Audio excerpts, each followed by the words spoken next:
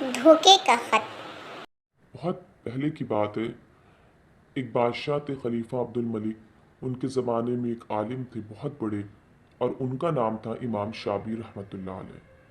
خلیفہ عبد الملک ان کی بہت عزت کرتے، بہت قدر کرتے، ہر بات میں انہی سے مشورہ لیتے، رائے لیتے۔ ایک مرتبہ قیصر کے پاس خلیفہ عبد الملک نے امام شابی کو بھیجا۔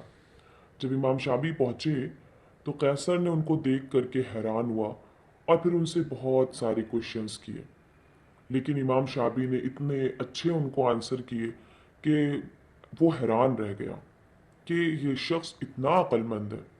پھر ان کو کہنے لگا میرے پاس اور دن ٹھہر جاؤ، مہمان بن کے ان کی عزت کرتا رہا اور ان کو اپنے پاس روک لیا۔ جب وہ جانے لگے کہ اب ہم واپس جائیں گے، اب ہمارے بادشاہ، ہمارے خلیفہ ہمارا انتظار کر رہے ہیں، تو پھر قیصر نے پوچھا کیا تم شاہی خاندان سے ہو، بادشاہوں کے خاندان سے ہو؟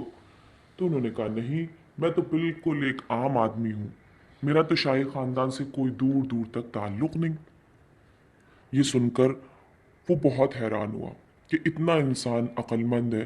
پھر اس نے بہت سارے لیٹرز لکھے اور کہا کہ یہ سارے اپنے بادشاہ، اپنے خلیفہ عبد الملک کو دے دینا، اور ایک دیا اس کو بند کر دیا بہت اچھے سے، اور کہا کہ اسے تم مت کھولنا، جب سارے وہ خط پڑھ لیں تب یہ خط انہیں دینا۔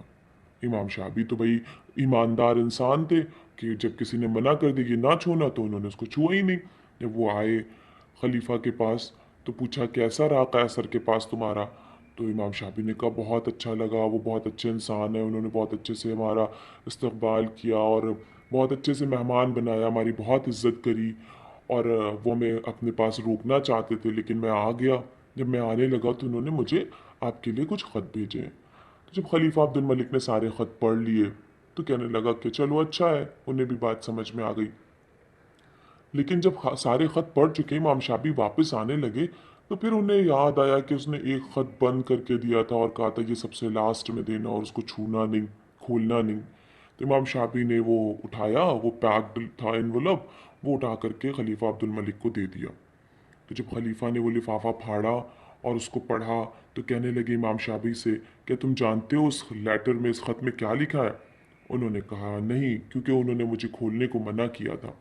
کہنے لگے کہ اس میں اس نے یہ لکھا ہے کہ مجھے مسلمانوں پر حیرت ہو رہی ہے کہ انہوں نے امام شابی جیسے عقل مند انسان کو چھوڑ کر کے ایک بیوقوف انسان کو اپنا بادشاہ بنا لیا ہے۔ امام شابی کو بہت تعجب ہوا، کہنے لگے خلیفہ مجھے پتہ ہی نہیں تھا، اگر مجھے معلوم ہوتا تو میں آپ کو کبھی یہ خط نہ دیتا۔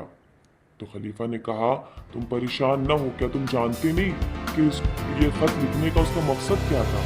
وہ چاہتا تھا کہ تم جیسا عقل مند انسان میرے پاس نہ رہے، اور تم مجھے جب یہ خط دو میں غصے میں آ کر تمہیں مار دوں۔ تو کہنے لگے اچھا، میں سمجھا کہ اس کا یہ مقصد تھا۔ اب ان کا کوئی جاسوس تھا ان کے خلیفہ عبد الملک کے پاس، جاسوس بن رہتے تھے ہر جگہ، تو وہ اس نے جا کر کے جب قیصر کو بتایا جو کرسچنس کا بادشاہ تھا کہ امام شابی نے جب ان کو خط دیا خلیفہ کو تو خلیفہ نے یہ کہا، اور پھر ان دونوں میں کچھ نہیں ہوا، وہ دونوں تو ویسے ہی رہ رہے ہیں۔ تو پھر قیصر نے کہا کہ واقعی میں مسلمانوں کا بادشاہ بھی بہت سمجھدار ہے، میں نے یہ خط اسی لیے لکھا تھا کہ وہ امام شابی کو مار ڈالے۔